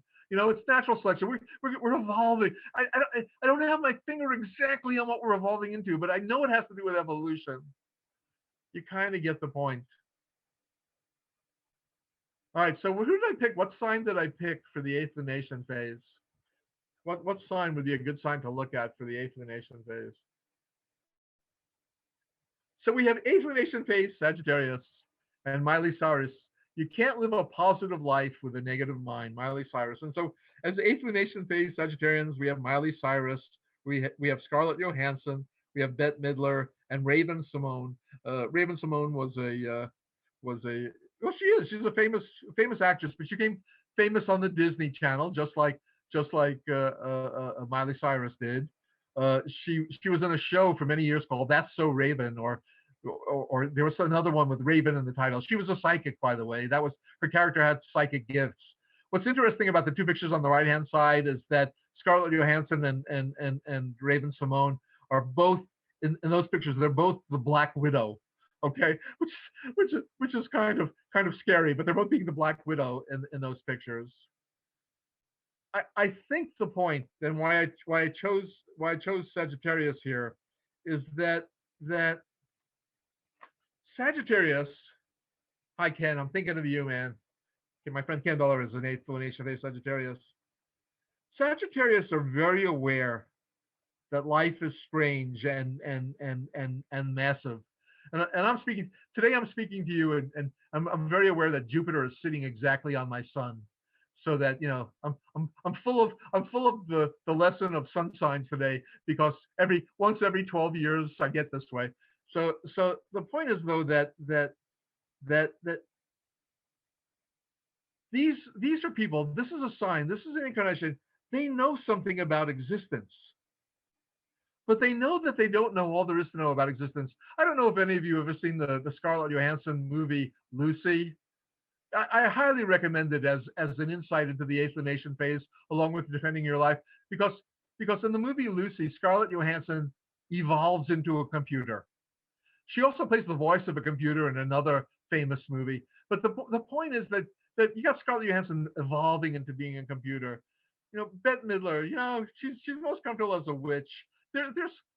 These are people who understand the process of evolution, but they also understand that maybe the best way you can handle it is not to take it too seriously, to the point that your soul is destroyed in the process. You need to keep your soul healthy. You need to be ready to confront the mystery, whether it occurs at the end of this lifetime or in your next lifetime. Optimism is an option. Humor is an option. Being strange and wonderful and silly is an option, because you can't get into the next incarnation. I sometimes think that what happens after you have your 8th Lunation phase is that you start over again. Because when I see the purity of first Lunation phase people, how purely they are themselves, I'm wondering if you just circle around and get back on the line again.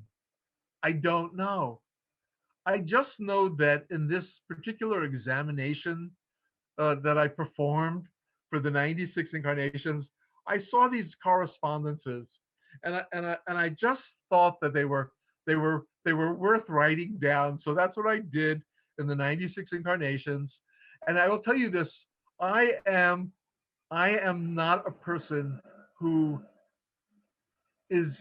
engages much with the outside world. I canceled my website. I am not particularly keen on going out there and making a big fuss. So everything that you'll ever find out about me, it's on my Amazon site and my Amazon author site, and the book is available at the Amazon author site. If you want to contact me, I do some I hate the word readings. I do some consultations still. And if you need to contact me, the 96 incarnations at gmail.com is a good way to get a hold of me. The Lunation Phase Calculator, that's at the 96incarnations.com. If you are really crazy, if you're a really crazy individual, on April 21st, which is a week and a half from now, I am the all-night guest on Coast to Coast AM with George Norrie. That was originally the Art Bell show that goes all night for people who can't sleep and who spend all night thinking about aliens and astrology. Yeah, somehow I got tabbed to be the guy who's going to talk for 3 or 4 hours that night. So if you want to hear more of this, God help you, I'll be doing that. But I am going. There's no reason that says that I have to fill 2 hours. We have time now for questions if there are any.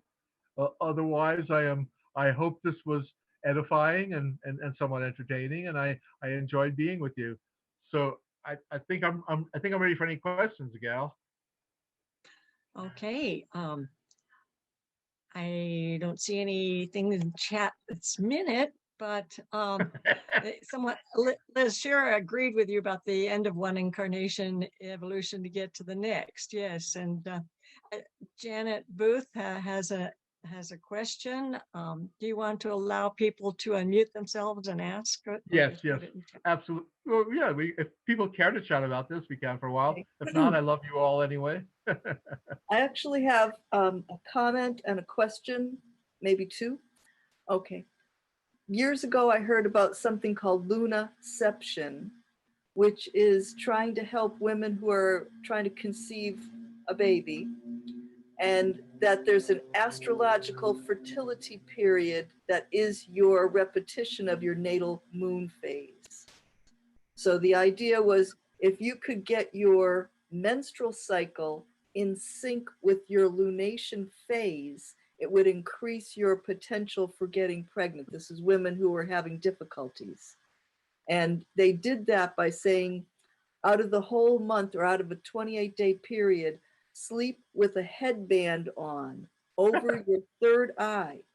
And 2 to 3 nights out of the month, when it's your cycle that you want to be ovulating, you would have that off and have a light on, sleep with the light on. And it did something on a physiological level. Now you can laugh, but I did help a woman conceive using that. And it takes sometimes many months to sync your moon cycle up with your ovulation cycle. It doesn't change the moon phase, it changes your ovulation cycle slowly over time.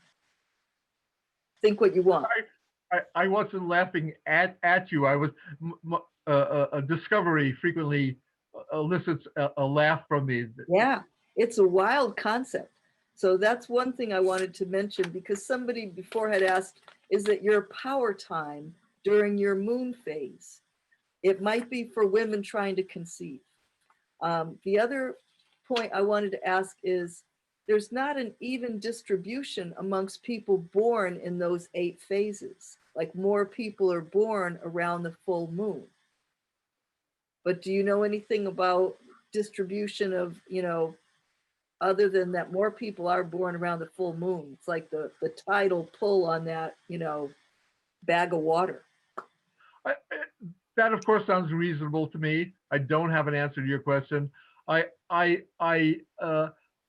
proceeded on this project and doing this as something consciously. For me, astrology is a very powerful myth. For years, I never had an ease answering the question, do you believe in astrology? That question always troubled me because I thought that both answers, yes and no, were bad answers. If I said yes, then somebody who had just come to astrology thinks, oh, this guy thinks that because Mars is somewhere in the sky, I'm going to do something this afternoon. And I didn't want to be that linear about it. I didn't want to be that cause and effect about it, where I was going to say, yes, I believe in astrology, and the moon's going to make you do something. I didn't want to say no to the question, because why would they continue talking to me? If I told them, no, I don't believe in astrology, that's a bad answer. And over the course of time, and again, I'm here today as someone feeling like they're summing up what they've learned from astrology. I mean, we could get into much more arcane and interesting and esoteric processes and stuff about astrology. I'm on the simple level today. I'm on a simpler level today because I'm looking for bottom lines. And for me, the bottom line about what I thought astrology was, after a while, it occurred to me that astrology was an art. Now astrology is based on astronomy and mathematics. So there's a tendency to think of it as a science. That's why all of the people who are not familiar with astrology, that's why they denigrate it so much. Oh, you're trying to say that this is science. No, our art is based on math and astronomy. And these are the notes we play. These are the tools in our bag. This is what we create our art with. So I tell people now, I don't know. I don't like the question, do you believe in astrology? It's like asking me, do I believe in poetry? Do I believe in painting? Do I believe in music? I do. And what we find out when we spend a lifetime with it is that it has an amazing synchronicity to it. That things happen that we really can't explain in the same way that a laboratory experiment would explain things. We struggle with that. But it's just like you sit in a theater and you watch a movie that you love, and you leave changed a little bit. Something has changed in you. I think that's astrology. I think that to me is what astrology is. It's a powerful art. And so when you asked me the question, and your question was, are there more? What's the distribution of the births? Well, that I think the answer to that would be fascinating. It no longer resonates with my feeling about astrology. I would just rather tell the story. And I hope someone does answer the question, because I think it would be I think the answer would be worth knowing. I'm not the guy who knows the answer to that question. Sorry, that was a very long-winded answer, but I'm glad you gave me the opportunity to get it out. Thank you. Hey, Steve, Lene Van Horn gave me this cup that they'd made for an OPA conference, and it's one of my favorite quotes on that cup is, astrology is like gravity. You don't have to believe it's working for it to be working. Yeah. We've spent so much time, so much energy. The astrological community has spent so much time defending astrology on the basis of its working. Oh, it works. Yes. If you know enough about it, it works. And that's reasonable. That of course we're defensive, because people are tearing us down, and we don't deserve to be torn down. We're a lot brighter than people give us credit for. But I got tired of defending it on the basis that it really is scientifically valid and mathematically valid. Okay, I'm in a room full of astrologers. Yeah, I believe it's valid. Okay, I'll tell you, I believe it's valid, but I don't like defending it to the world anymore, because you don't have to defend music on the same basis. And astrology to me is a mythic, is an art that's based on mythology, every bit as much as it's based on music and excuse me, as it is on math and science. I,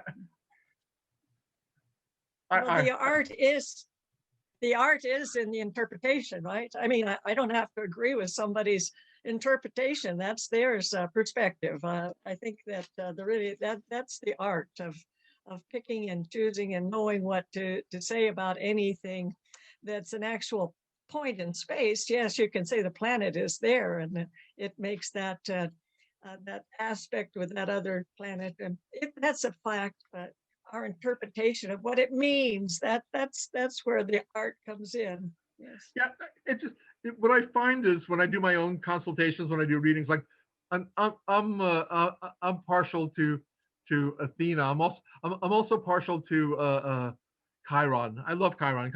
Chiron is very poignant, very rich when I do a reading. I always like looking at Chiron. I find that if I tell people the Chiron myth, the Greek myth about Chiron, that we get a lot closer to something valuable to that person than if I explain what astrologers ascribe to Chiron in terms of their attributes, and to get very literal about the square that it's making to Neptune. That I guess what I'm trying to say is that we are defensive, and there's no surprise we are defensive when people say, "Oh, why have you wasted your life pursuing this?" You hear comments like that. It's funny that we live in a moment where astrology is on the upswing. There are many more young people. We're having one of our glory days. Growth in astrology is rising. There are more people interested in astrology. Of course they're forming their own generational organizations, but the point is that we try to deal with scientists who aren't going to believe us no matter what we say. So I feel, moving right along, I'm going to talk to the people who believe they've been changed because they heard a piece of music that changed who they are and the way they feel about things, but can't quite describe it. So I like to play the song. When I do consultations, I tell people, look, I'm going to play a song for you, metaphorically speaking. And with any luck, I'm going to play you the right song. This song is going to work for you. And if I approach it on that basis, it usually does. Now, needless to say, lots of different kinds of astrologers out there. I'm not the astrologer for everyone. But the people who need me find me. Isn't that always the way with astrology? The people who need to talk to you, they have a way of finding you. Yes, indeed. Thanks for letting me know that your fourth lunation phase like myself. Right on, of course. We're the students. We have to find out what's going on.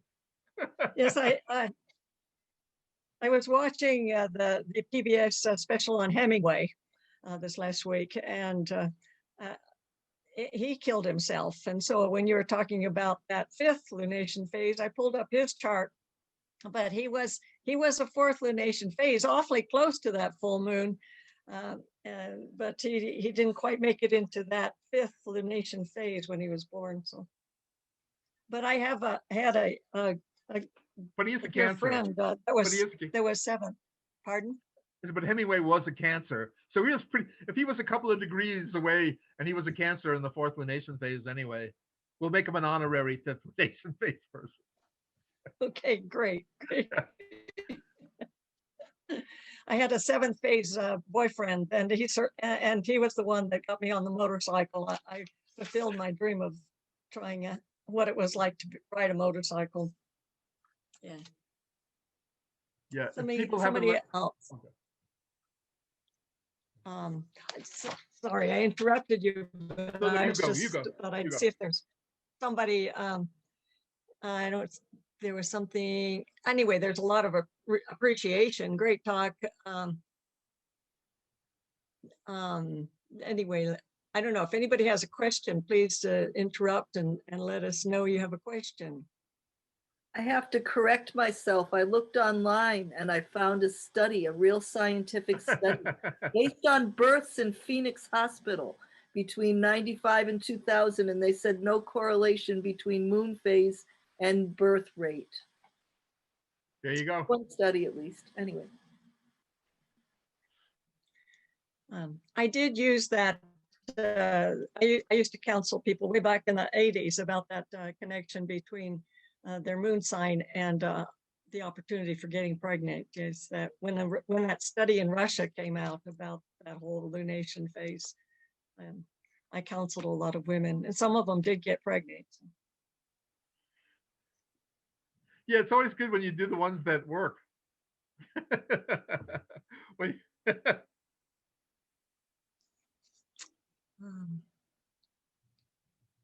Somebody did a couple. Oh, Diana, she says she's doing a couples chart. Notice they both have the summit moon phase, and they resonate so well with each other. Thank you for this confirmation. Coincident. Yeah, no, like I say, there's dozens and dozens and dozens of examples in the book that are great. Like I not only did I find that Rami Malek, who played Freddie Mercury in the Queen movie, and what was that called, Bohemian Rhapsody, which Rami Malek won an Academy Award for playing Freddie Mercury in the movie Bohemian Rhapsody, and they were both third lunation phase. But I looked up both of their charts, and Rami Malek's moon is exactly Freddie Mercury's sun. Of course, you're going to inhabit somebody if you're playing their, if you have that kind of attachment.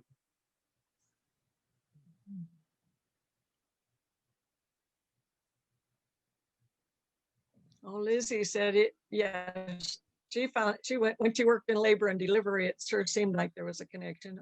Yeah. Yeah, I would like to thank the people who are giving me an attaboy or great talk. When I heard Mark Robertson originally address this subject, it was in Chicago, and the year was 1977. It changed my life. Those three lectures, Pluto and the houses, the nodes, the meaning of the nodes, and lunation phases. I was a different person afterwards, and it gives me great pleasure. What is it? 50 years later, to be able to honor that moment in my own life. I walked into that conference. Okay, I had never been to an astrology conference before, and I walked in, and somebody who I didn't know walked over to me, looked me up and down, and said, "Huh, another Pluto in the ninth house," and he walked away. He was right. And I knew that I liked astrology at that point. and then Robertson talked about it, and I thought, oh yeah, that sounds like who I could be.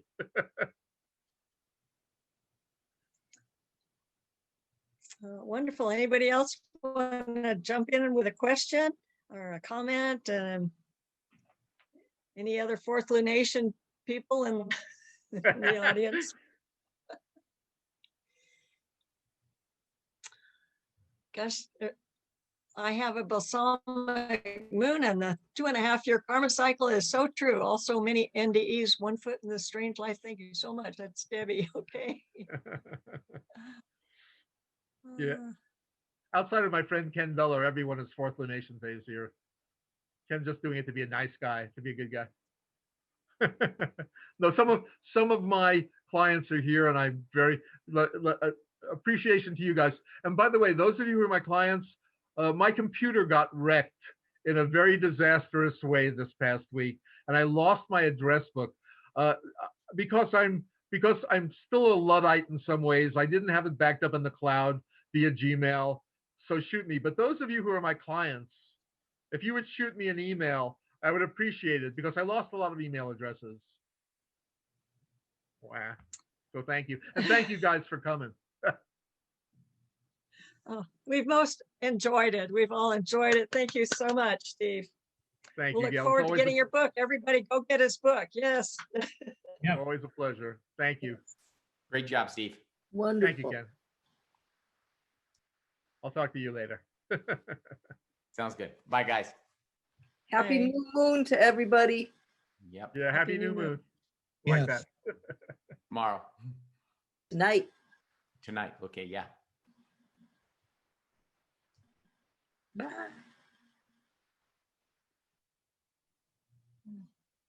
Oh, so now we end at 3 o'clock instead of 5? No, it's because Steve is very concise and to the point, Good and for him. instead of, and he's not a Gemini. Right. Right on. Yeah, we didn't call it a workshop. It was a lecture today. That's And, what I thought. You're right. I mean, does we can't anybody chit want chat. to say anything about what phase they're born under and how it relates to their life? Anybody want to share besides the fourth lunation phase people? Can you hear me? Yes. Yes. Oh, I'm a third phase lunation, and that really resonated with me. So first quarter. Yeah, it's, let's see, I look at my notes.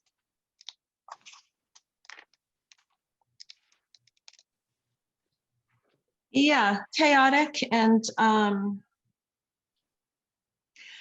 thought of the myth of Sisyphus when you were talking about that, the third phase. Does that make sense? Yeah, it does. Yeah. Because the rock comes rolling down, and you Yeah, push it back yeah, up. yeah, uh-huh. Yeah. Sense. Well, Salib, someone owes you a workshop, and if you need anything from me, you just get in touch. Where should Don't want Sleeve is- any disappointed customers. We didn't advertise it as a workshop, this one. No. Well, I'm happy. I learned something, and it's very interesting. I'm going to be checking some charts tonight. Yeah, Salib, in all honesty, I was told that the last presentation was 4.5 hours, and that didn't necessarily suit everyone's desire. So maybe I over-adjusted, but I respect your comment. You were obviously you were obviously not put out by the length, and I respect that. So next time I'll come back and keep talking, I promise. Oh yeah, and I'm not saying in a negative way possible. I mean, like there have been countless times that we've met from 1 to 5, and I've loved just like writing down notes the whole time. Like I can just absorb endlessly. Well, maybe that has to do with my waxing gibbous moon phase. Very contemplative, intellectual. Like I just have to take in more and more knowledge as much as I can. And on top of that, it's moon and Gemini, so it's super Well, Moon and Gemini, of course, you like it. It makes you feel good to exercise your mind. But I think this is good for me to hear, and it's good for Tag to hear, so that expectations of this nature are dealt with before the speaker plans his presentation. So I think you've helped me and you've helped Tag by just saying this. Well, we used to, and when we were in the physical meeting in the physical realm, Saturday was always a workshop, and it was from Right. 1 to 5, and there was a charge accordingly, a bigger charge for it. We charged more. Sometimes by Zoom, it's all a person could do to sit in one spot for 2 hours, and we charge the same amount whether it's Friday or Saturday. So, but if a speaker says, like Tim and I, our last month speaker said to me, he emailed me, he said, I'd like to do more of a workshop format. And so I said, sure, you can do that. And we were more prepared for that. If a speaker would like to do a workshop format, we allow for that on Saturday. It really is, we go with the flow now. We're trying to go with the flow these days. So Steve, what is your moon phase? I'm a fourth. I'm 2 degrees away from fifth.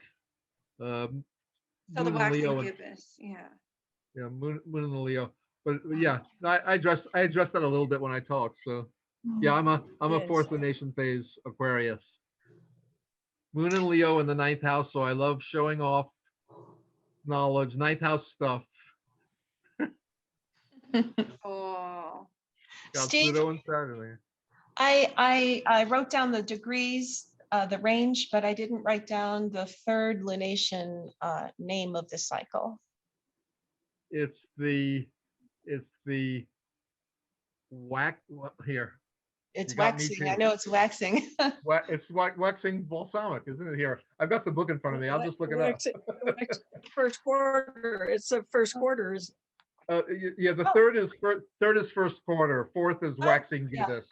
Yeah, absolutely. Got it. Thank you. That makes sense. So we've got a few guys on here that are about the 7th, aren't you? Frank, Tom, aren't you guys about the 7th or 6th, 7th or somewhere in there? Yeah, I am the 7th. At this point, I'm afraid to get on a bicycle. But There are no motorcycles left. They're all gone anyway. no, I went down. We have a canyon near here, and it's all downhill once you get to the top. So I was just kind of imagining all the broken bones in my body Wow. down. Wow. But I am going kayaking next weekend. So Oh, that's Daredevil. yeah. And you, Frank, what? I'm You're fifth phase fifth. built. Yeah, Pretty much toward the end of that 5th phase, right? Or close to the. Steve, did you see a question from Maureen about inducing labor? Yeah, we discussed the labor thing. Oh, I missed that. I'm sorry. I must have been writing something down. Yeah, not my area of expertise. I would just Gotcha. be making stuff up.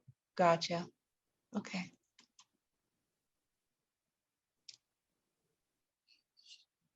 She just what do you wondered think, if there's been many questions about that, that people want to have a person born under this sun sign instead of that one, or that moon sign, and they induce labor. Have they skewed the destiny of that person? I think that's the gist of this question from Maureen. Yeah, that's above my pay grade. You don't know what the universe is thinking when it decides to create a human being. In other words, I certainly can imagine wanting to create a child at a certain time, for birth at a certain time, and if the universe allows it, I guess it's cool. But I don't know about the mechanics of it. I have no idea. Fate or destiny, how does it play out? Who's to say, right? Yeah, here in the lab, we're making babies.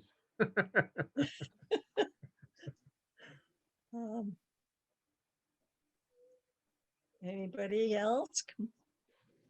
We're having a little chat. It's nice to be able to chat with our speaker, or chat among ourselves. This is really special to be able to do that in a Zoom. Well, I don't want Salib to be disappointed. Like I got Oh, here and I I'm not ran out. disappointed. It's all right. I mean, I'm just happy to be here. I mean, if you don't mind, I'm also just like looking at stuff on my phone, like multitasking, listening. But I've heard that people born with the waxing gibbous phase are drama queens. Like that's been a thing with a lot of the people I've seen since it's the anticipation of being almost there to the full moon.